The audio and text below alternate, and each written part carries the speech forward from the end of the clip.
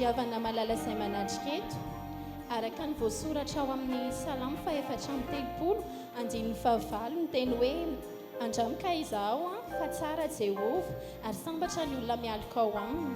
Raha jerentsika tokoa ny zava-misy amin'izao fiainana izao dia tena maro ny fahoriana mianjady amin'ny zanak'olombelona.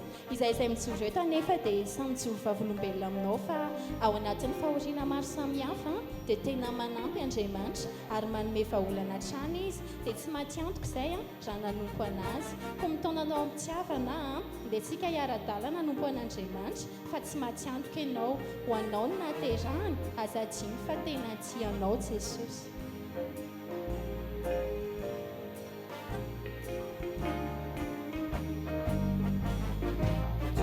Tiana Jesosy, tiana tuku, yana yanau, yana kamina, yana diazi, umanga giza,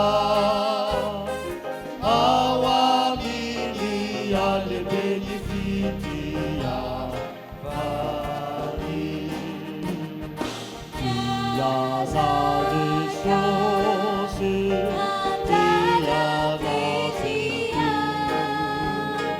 yana yanau, yana kamia,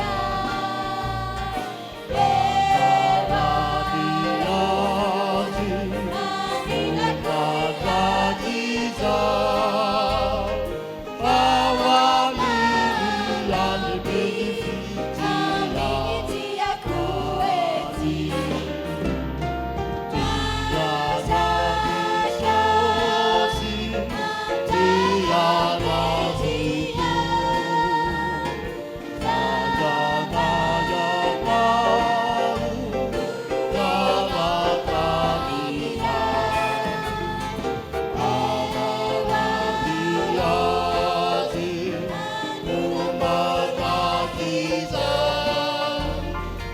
awamini alebeni fitia kueti.